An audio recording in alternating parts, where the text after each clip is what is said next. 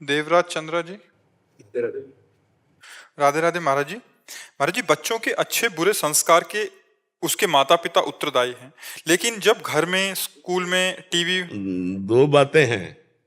एक तो उस बच्चे का पूर्व जन्म का संस्कार और दूसरा नवीन संस्कार माता पिता। केवल माता पिता ही नहीं, ऐसे देखे गए माता पिता बहुत बड़े भक्त और पुत्र महान दुष्ट, पूरा दुष्ट देखा गया है। बहुत से ऐसे देखे गए कि माता पिता बड़े दुष्ट स्वभाव के, सब खान पान, और लड़का मतलब बिल्कुल साधु स्वभाव का। तो कई विपरीतताएं देखी जाती है। इसलिए हमने बोला कि पूर्व जन्म का संस्कार और माता पिता का शिक्षण, ये संस्कारों में आता है। पूर्व जन्म का संस्कार बहुत जोर का होता है, बहुत जोर का होता है। तो माता पिता का बहुत प्रयास होने पर भी यदि सफलता ना प्राप्त हो तो उसे पूर्व संस्कार समझना चाहिए। और माता पिता अगर प्रयास करें तो कुछ नवीन संस्कारों में परिवर्तन दे सकते हैं, पूर्व संस्कारों में नहीं। पूर्व संस्कार धूर्त या उज्जवल दोनों प्रकार के होते हैं, कुमति या सुमति के। अगर कुमति के हुए तो लाख कोशिश कर लो, आप परिवर्तन नहीं कर सकते, और सुमति के हुए तो थोड़ा सा सहारा देने पर भी वो आगे बढ़ता चला जाएगा। तो क्या कहना चाहते हैं आप? हमें कितना, कहाँ तक प्रयास करना चाहिए? अभी शायद इसका उत्तर अभी मिल गया कि हम एक प्रयास कर रहे हैं, इसके बाद अगर हम असफल हैं तो समझते हैं पूर्व जन्म का संस्कार। इसको विवश करके सुनो भरत भावी प्रबल बिलखि कहो मुनिनाथ, हानि लाभ जीवन मरण जस अपजस विध्यान। एक हम उसको एक बार, दो बार, तीन बार, चार बार समझाते चले जा रहे हैं, फिर भी नहीं समझ रहा है। अब उसको भोगना है, अब उसको अपनी गति भोगनी, इसलिए वो आपके उपदेश नहीं मानेगा, वो अपने मनमानी आचरण करेगा। पूर्व संस्कार बहुत प्रबल होते हैं, विनाशकारी होते हैं। देखो भगवान श्री कृष्ण धृतराष्ट्र को भी समझा रहे हैं, दुर्योधन को भी समझा रहे हैं, कर्ण को भी समझा रहे हैं, लेकिन तीनों की समझ में आते हुए भी कुछ नहीं आ रहा। जो कह रहा है कि धर्म में प्रवृत्ति ले, तो भगवान भी दूत बन के गए, नहीं समझ में आया। तो माता पिता को ये, इसीलिए हम बीच में बोल पड़े थे कि उनको ध्यान रखना चाहिए कि पूर्व जन्म का आया हुआ जीव है, इसके क्या कर्म हैं।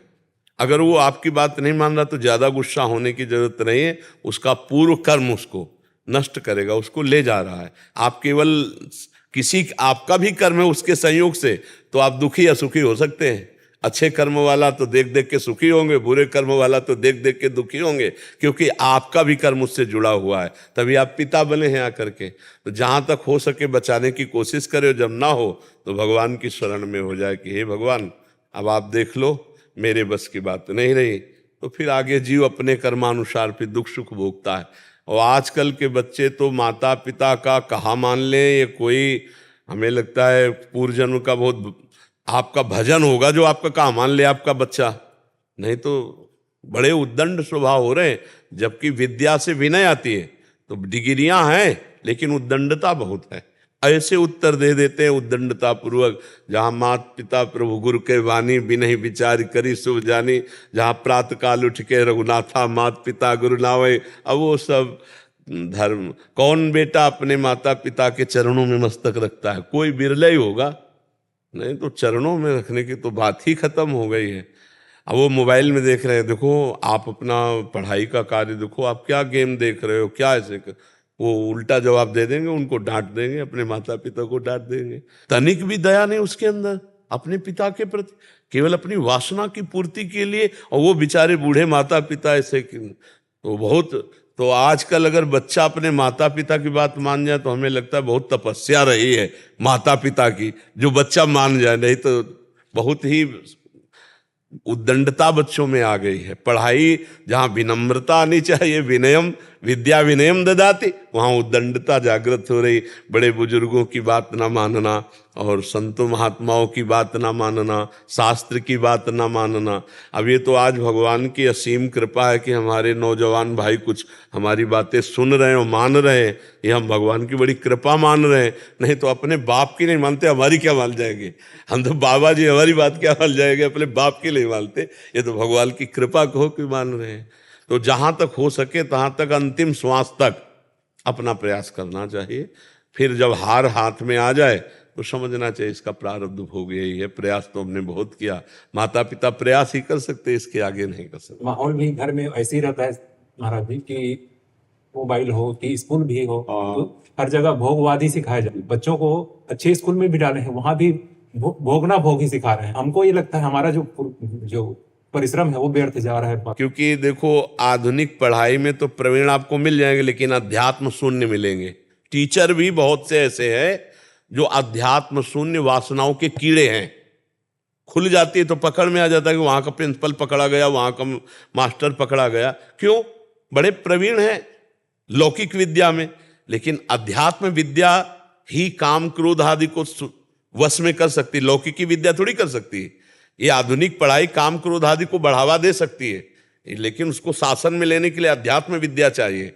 बाहरी शत्रु को हम बाहर गोली से मार सकते हैं, लेकिन आंतरिक शत्रु को अध्यात्म से ही मार सकते हैं। तो आजकल के टीचर अध्यात्म विहीन जो हैं, उनसे संभावना नहीं है कि बच्चों के संस्कार या अच्छे चरित्र की नहीं संभावना है। जो अध्यात्म से जुड़े हुए टीचर हैं वही हमारे बच्चों को, जिनको अध्यात्म का शास्त्र का ज्ञान ही नहीं है, तो फिर वो ब्रह्मचर्य एक बहुत बड़ी नींव है। चाहे गृहस्थ में जाना हो या अध्यात्म में चलना हो, दोनों मार्ग के लिए ब्रह्मचर्य जरूरी है। तो ऐसे गंदे आचरण सिखाने वाली पढ़ाई, गंदे आचरण सिखाने वाले डॉक्टर, हमारे बच्चों की नवीन पीढ़ी बहुत बुरी तरह गिरती चली जा रही। कई ऐसे जैसे हस्तक्रिया आदि ऐसे शिकार हो रहे नए नए बच्चे, जिनसे वो परमार्थ विहीन हो रहे, और खुल करके तो अब चलने ही लगा बॉयफ्रेंड गर्लफ्रेंड, ये सब चलने लगा। इससे क्या होगा? वैसे ही इंद्रिय और मन काबू में नहीं थे, अब ये और छूट हो गई कि तुम जहां राजी हो, तुम राजी हो तो तुम्हें कोई बोल नहीं सकता। इतने पढ़े लिखे बुद्धिमान बच्चे और ऐसे मार्गों में जा रहे हैं कि अगर उनको रोकना चाहो तो आप रोक नहीं सकते। अच्छा, रोकने के लिए यही सब है? अच्छा, अपने तो हाथ जोड़ के समझा सकते हैं, तो जो मदांध बच्चे हैं वो ये भाषा थोड़ी समझते हैं। अब माता पिता हर समय बच्चे के साथ थोड़ी है। अब बच्चे स्कूल जा रहे हैं, पैसा ले रहे फीस के लिए या स्कूल के लिए, और मनमानी इधर उधर। तो हमें लगता है कि अगर माता पिता प्रयास करें और गुरु टीचर प्रयास करें और उनको वातावरण थोड़ा आध्यात्मिक मिले तो ही बदल सकते हैं, अन्यथा नहीं। महाराज जी, एक निवेदन है आपसे। गोस्वामी जी लिखे हैं, मात पिता बालकन बुला। उधर आजकल तो पिता नहीं पिवा साधन शंकर बाबा, जिनके यह आचरण भवानी के जानो निश्चर संप्राणी। हाँ, पर बदला जा सकता है, अध्यात्म से बदला जा सकता है। घोर व्यभिचारी वैश्यागामी हिंसक भी महात्मा बन गए, संतों के संग से बल गए, नहीं बल गए। तो हमें निराश तो होना नहीं है, अंतिम श्वास तक बदलने का प्रयास करना है। आप पूछ रहे थे कि कहाँ तक? अंतिम श्वास तक।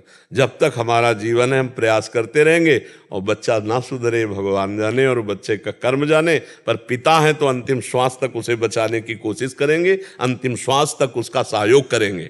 वो भले गाली दे के चला जाए, पर हमको खबर मिलेगी तो हम उसका सहयोग ही करेंगे। ऐसा माता पिता का भाव होना चाहिए। और फिर अगर वो नहीं तो फिर उसका प्रारब्ध भोग हो तो भोगना ही पड़ेगा जी।